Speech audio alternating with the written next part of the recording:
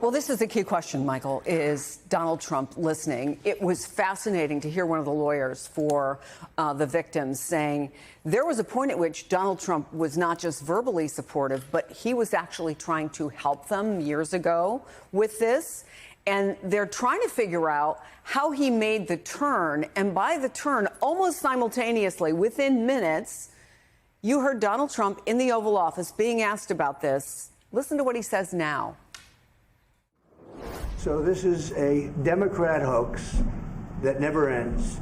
You know, it reminds me a little of the Kennedy situation. We gave him everything over and over again, more and more and more, and nobody's ever satisfied. From what I understand, I could check, but from what I understand, thousands of pages of documents have been given. But it's really a Democrat hoax because they're trying to get people to talk about something that's totally irrelevant to the success that we've had as a nation since I've been president. Well, that would be the first Democrat hoax that Marjorie Taylor Greene spoke passionately in support of. What do you see is going on here?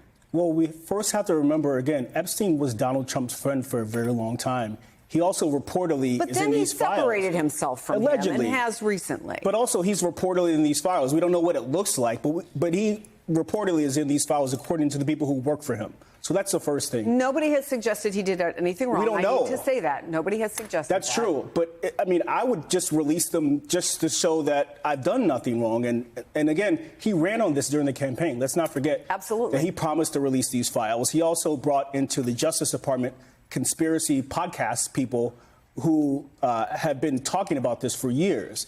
And so the idea that you can just heel turn and try to change the conversation because you don't want to release the files is problematic politically. Here's the other thing. The midterms are more than a year away. It would actually be politically smarter for him to release them now. Don't drag it out. Exactly. Why drag it out as we get closer to the midterms? That doesn't make any sense. I'm not saying he did anything wrong, but he was friends with the guy and there was a relationship and he allegedly is somewhere in the files. We don't know what that looks like, but that is a factor in this conversation. So, Sam, I want to play part of what we heard from a number of folks today. They say this isn't really about President Trump. It's about something much larger. The system for the rich and the powerful that protected Jeffrey Epstein. Take a listen to that. Epstein was not just a serial predator. He was an international human trafficker. And many around him knew, many participated, and many profited. And yet he was protected. This is about ensuring that the future we leave behind isn't one where the powerful can hide behind their wealth, their influence, and their money to evade justice. Our government could have saved so many women, but Jeffrey Epstein was too important, and those women didn't matter. Do you think this gets us, Sam, any closer to answers here? And is it important to know the other names, whether they come through a release of documents or a decision is made by those survivors who say, you know what, we're not waiting anymore, we're going to put together our own list? Yeah, I mean, obviously, as just sort of a strictly moral issue, of course, it's important to understand. Imagine that word in the middle of where we are right now.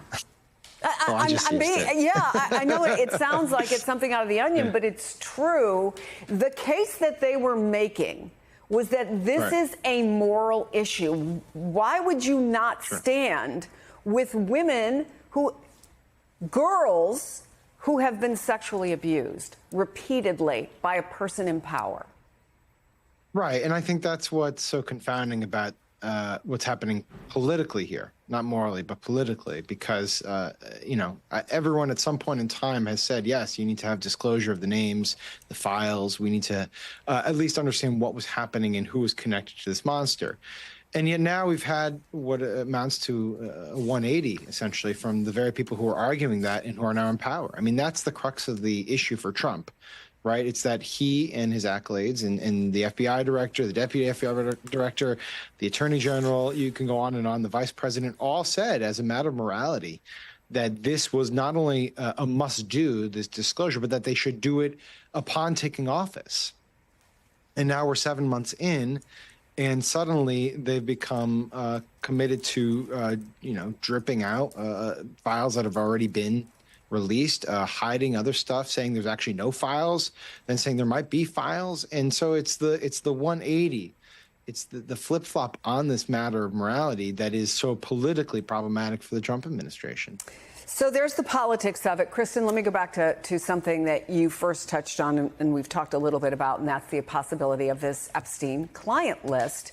And Epstein survivor Lisa Phillips says this is not the end of the story. Listen.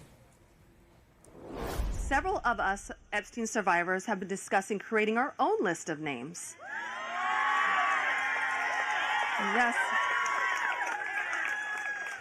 We know the names. Many of us were abused by them. Now, together as survivors, we will confidentially compile the names we all know were regularly in the Epstein world. And it will be done by survivors and for survivors.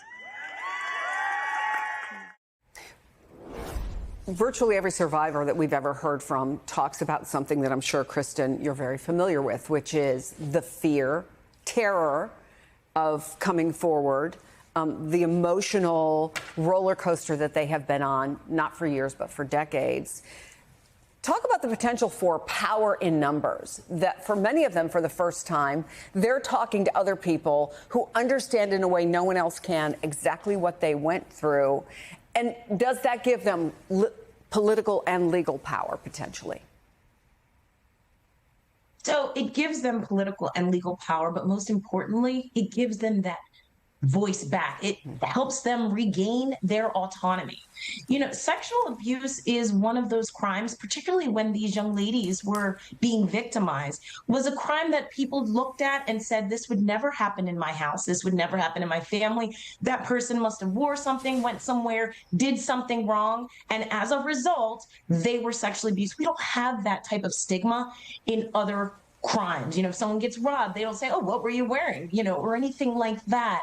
And so when you see this strength, and, you know, when she actually said that about the client list and I was listening, it actually gave me goosebumps. Why did it give me goosebumps? Knowing that I've represented survivors for over a decade? Well, because at that moment when she stated that they were going to make that client list, you heard the rally of cheers. And that, to me, was the type of justice that survivors seek and want. It's where they are reclaiming their power. You know what, government? If you're not going to tell everyone what these people did to us, we are then going to force it out of you. And that allows them to regain their power. Are there political avenues? Are there legal avenues? Sure. That in and of itself could, again, open up a prosecution. It could open up an investigation at a minimum. It could cause more support for this transparency bill. So yes, it could do all of those things. And I think at its core, one of the things that is super important here is that, in addition, this is not just about names. This transparency bill could give us access to a lot of information that, as you mentioned, Chris, at the onset, is this something where billionaires, millionaires, rich and powerful people were able to get away with something so heinous and horrible? We need to know that as a society. We need to know the flight logs, the travel records, the passenger manifest. We need to know who was there. We need to know who else was given plea bargains, non-prosecution agreements, immunity deals, and maybe they shouldn't have. Those are things that the American people deserve to know. It is not a political issue. That's why there was obviously bipartisan support. This is not about trying to protect people. And it shouldn't be about, I should actually say, it shouldn't be about trying to protect people, because these were heinous crimes committed against children. This was an international trafficker. And you know what, quite frankly, as Marjorie Taylor Greene said beautifully, he was not alone. There were drivers, there were maids, there were security detail. There were all of these individuals that enabled and facilitated his crimes. And there were also his friends and comrades who were also able to sexually abuse these children, because between him and Maxwell, they and other agencies, as you heard from the press conference, were able to feed these young, vulnerable women to them.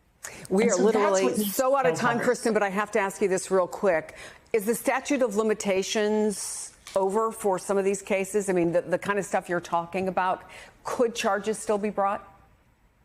Some charges could be brought, and the statute of limitations should not be gone for every single person. The statute of limitations does differ per state, and so wherever the sexual abuse happened, that will really dictate where and when they are able to bring a lawsuit. But I can only imagine, given the amount of survivors that Epstein has affected, I can only think that there should be some civil justice and criminal justice for some of these survivors.